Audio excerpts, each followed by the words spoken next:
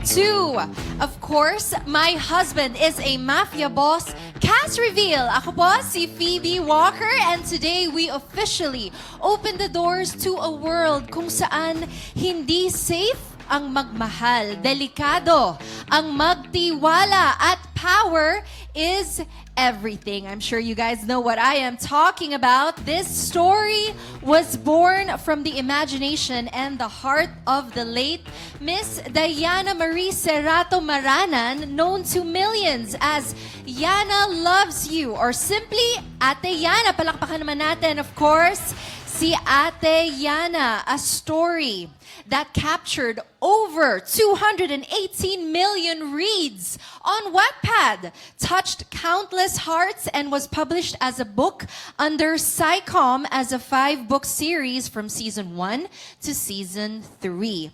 Mula sa simpleng kwento online, binasa, binalikan, at minahal ng milyong-milyon. At ngayong araw, ang mundong binuo niya ay mabubuhay muli, this time sa screen, ladies and gentlemen. She was also the brilliant mind behind hit titles gaya ng Writer's Block, Lerwick, at iba pang sequel ng My Husband is a Mafia Boss. At ngayon, isa sa mga pinaka-iconic niyang kwento ay ipapalabas na sa Viva One.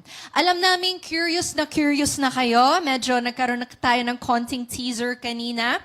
Sino nga po ba ang gaganap sa mga paborito niyong karakter? Sino si Amy? Sino si Ezekiel? Kaya, ka-Viva Arcada, samahan niyo kami sa mundo ng My Husband is a Mafia Boss. Thank you so much. Before we up and get ready for an exclusive teaser video.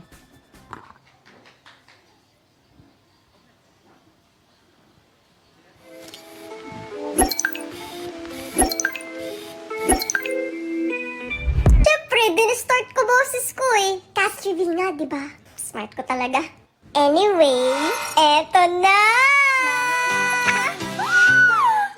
Based on the Wattpad sensation, Diana Loves You, with 218 million reads, eto na ang kwentong magpapawaw! Ow!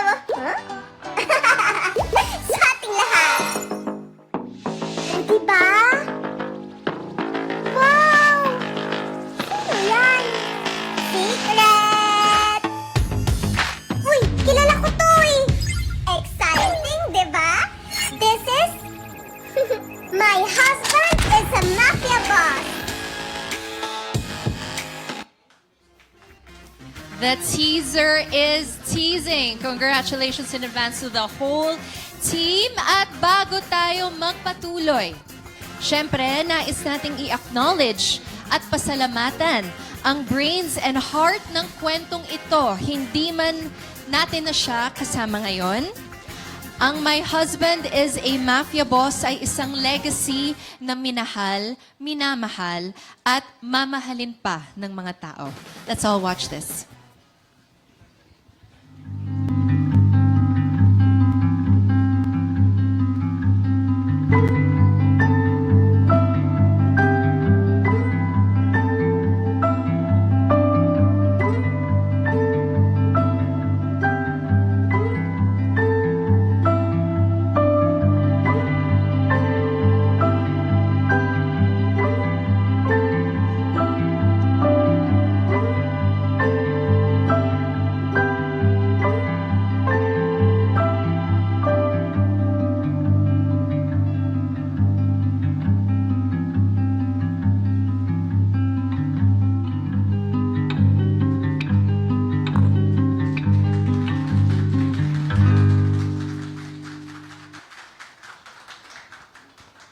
Even before her passing, mali ang camera ang direktor na magsasabuhay sa kwentong minahal natin.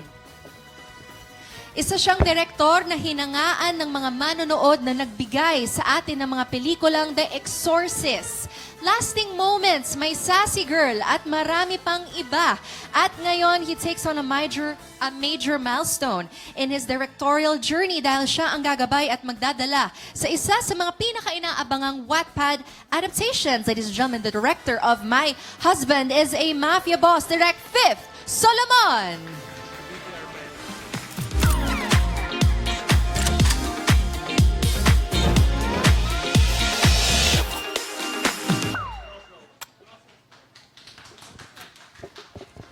Hello po everyone! Magandang gabi po sa inyong lahat. Ayan. Hello, Direk. Hello. Ayan, you may stay center pa for Dito your tayo. solo photo. Syempre, welcome po to our dear friends from the entertainment media, all our influencers who are here. You have before you, of course, ang brains.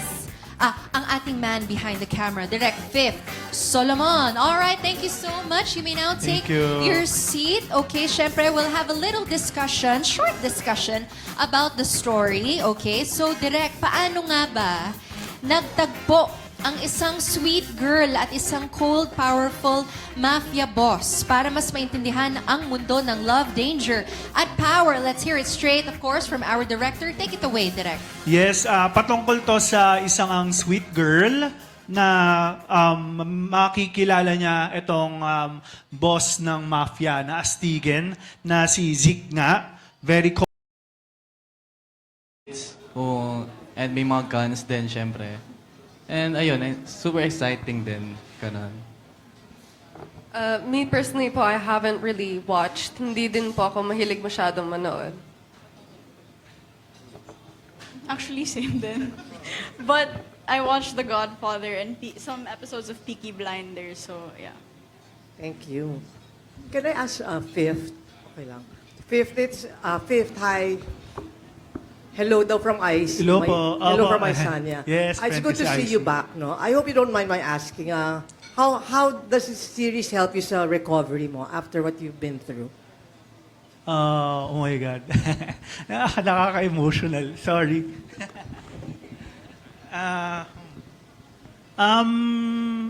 Ako kasi I love my work. I love filmmaking. I love my job. So, for me, pag ginagawa ko siya, I feel alive. And for me, I'm here because of my art. So, I'm happy na binigyan ako ng gantong chance ng Viva One, ng Viva. Ang tagal ko ring nawala sa Viva. I think yung last project ko sa kanila, pandemic pa. Tapos, nung nag-message siya ako kay Boss Val, Sorry. binigyan ako agad ng chance. So, I'm very, very thankful to have this project. Nakakatulong talaga siya sa akin sa lahat. Emotional, mental, and everything. And I'm sure tuloy-tuloy na yan. Sorry. I got sorry. emotional Sorry, po. baka na-trigger ka sa question ko. We're glad to see you back and I'm sure tuloy-tuloy na ang good breaks. Thank you. Okay, thank you. Thank you so much. And rounding off batch 2 from Barangay LSFM at Hata, we have John Fontanilla. Kay Direk, ayan, medyo naiyak si Direk. Pero medyo light lang. Direk, marami nakakamiss sa'yo na umarte. Mas nakapokus na ba tayo sa pagdidirect and kinalimutan ba natin yung pag-arte na? Ako po, mas focus na talaga ako ngayon sa directing, writing. Pero, syempre, hindi naman natin sinasarado yung doors. I think sa buhay, dapat lagi kang open sa mga bagay. So, if may magandang pyesa, why not?